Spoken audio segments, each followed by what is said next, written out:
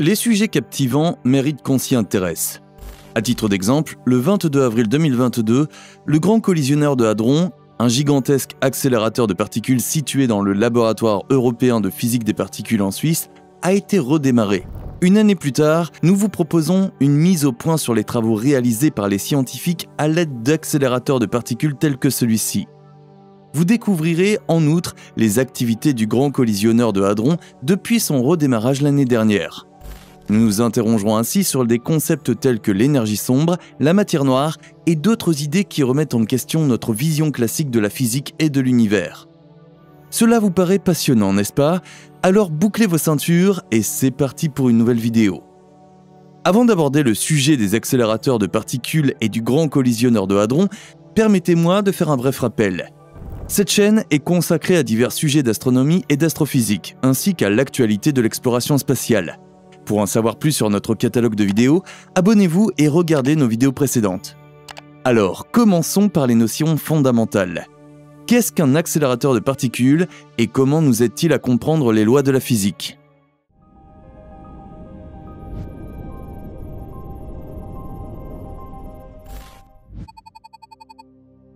Les accélérateurs de particules sont des instruments scientifiques destinés à accélérer les particules subatomiques à des énergies élevées, puis à les faire entrer en collision avec d'autres particules ou cibles.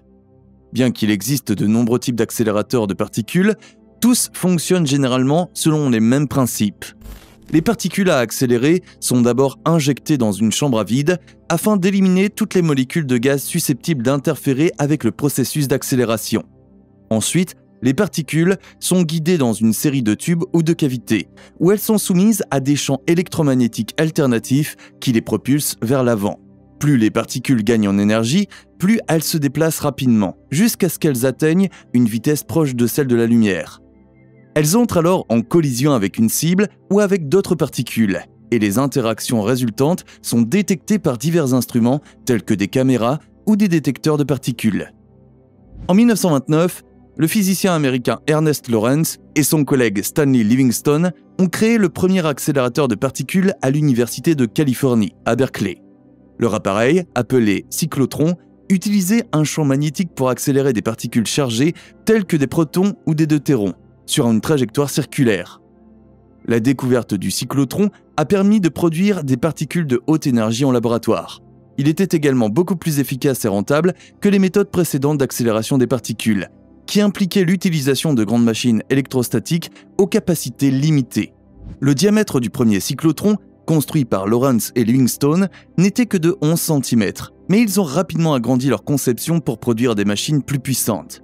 En 1932, ils ont utilisé un cyclotron de 69 cm pour produire la première réaction nucléaire artificielle, qui a permis à Lawrence de remporter le prix Nobel de physique en 1939.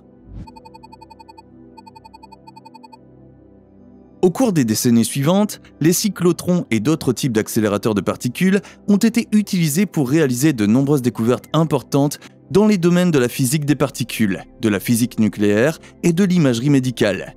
Par exemple, dans les années 1950 et 1960, les accélérateurs ont été utilisés pour découvrir de nouvelles particules, telles que le muon et l'antiproton, et en vue d'étudier les propriétés du noyau de l'atome.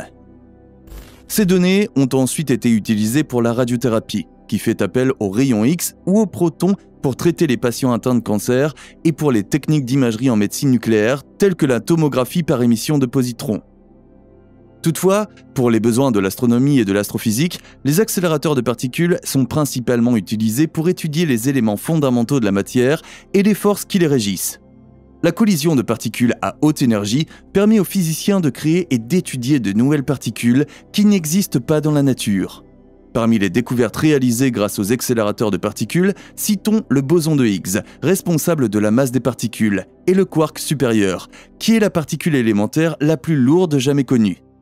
Les accélérateurs de particules ont également été utilisés pour confirmer l'existence de l'antimatière et pour étudier les propriétés des neutrinos, des particules sans masse interagissant faiblement avec la matière.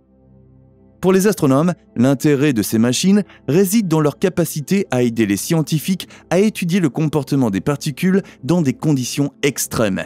Grâce à l'étude du comportement des particules dans ces conditions extrêmes, les scientifiques peuvent en apprendre davantage sur les origines de l'univers et sur son évolution au fil du temps. En outre, les accélérateurs de particules peuvent être utilisés pour créer et étudier les rayons cosmiques de haute énergie, qui sont des particules voyageant dans l'espace à une vitesse proche de celle de la lumière et qui peuvent fournir des indices sur les phénomènes les plus énergétiques de l'univers, tels que les supernovas et les trous noirs. Suite à la présentation des principes fondamentaux des accélérateurs de particules, nous pouvons désormais nous pencher sur la nature du grand collisionneur de hadrons, également connu sous le nom de LHC. Le LHC est l'accélérateur de particules le plus grand et le plus puissant du monde, situé au Centre européen de recherche nucléaire, CERN, près de Genève, en Suisse. Les études impliquant le LHC se concentrent sur l'examen des plus petites particules connues de l'univers et de leur interaction mutuelle. De par sa conception, le LHC accélère et fait entrer en collision des faisceaux de protons ou d'ions lourds se déplaçant à une vitesse quasi lumineuse. La collision de ces faisceaux produit une énorme quantité d'énergie, créant de nouvelles particules que les détecteurs peuvent étudier autour du LHC. L'un des principaux objectifs du LHC est de tester les prédictions de modèles standards de la physique des particules, qui décrit le comportement des particules subatomiques et leur interaction. Le LHC vise également à trouver des preuves de l'existence d'une nouvelle physique au-delà du modèle standard, telle que l'existence de la matière noire ou de dimensions extraterrestres. Cette perspective a conduit à la première observation du boson de Higgs par le LHC en 2012. Les données recueillies par le LHC ont également permis de prouver l'existence de particules exotiques, telles que les pentaquarks, et de confirmer de nombreuses prédictions de modèles standards. Des scientifiques du monde entier utilisent également les données collectées par le LHC pour un large éventail de recherches en physique des particules et dans des domaines connexes.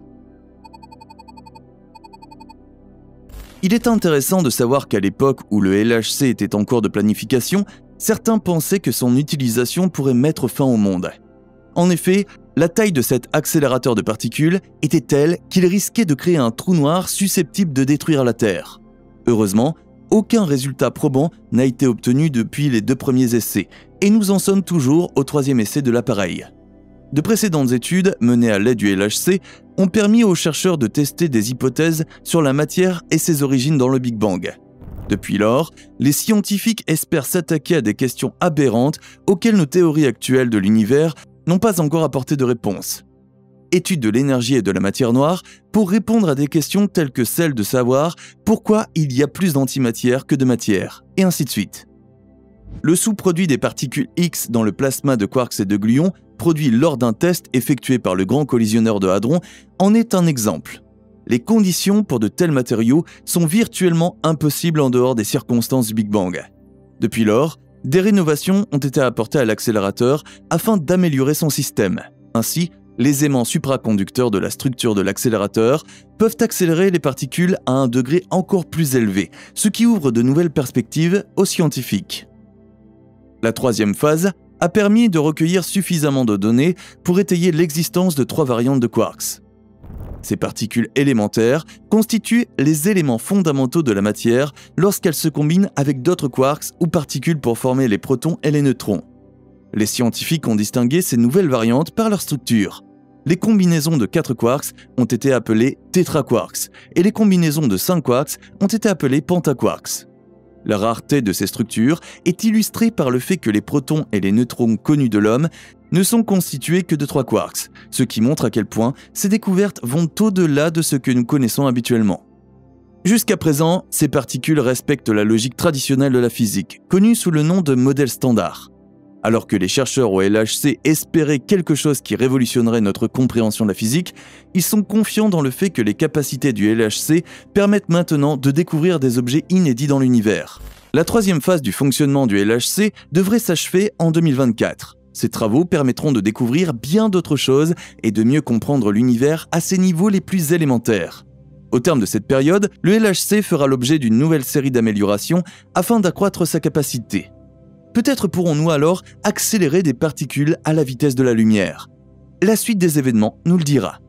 Pour en savoir plus sur les premières découvertes du LHC, notamment les neutrinos légers, les bosons W et Z et les courants neutres faibles, n'hésitez pas à nous laisser un message dans les commentaires ci-dessous.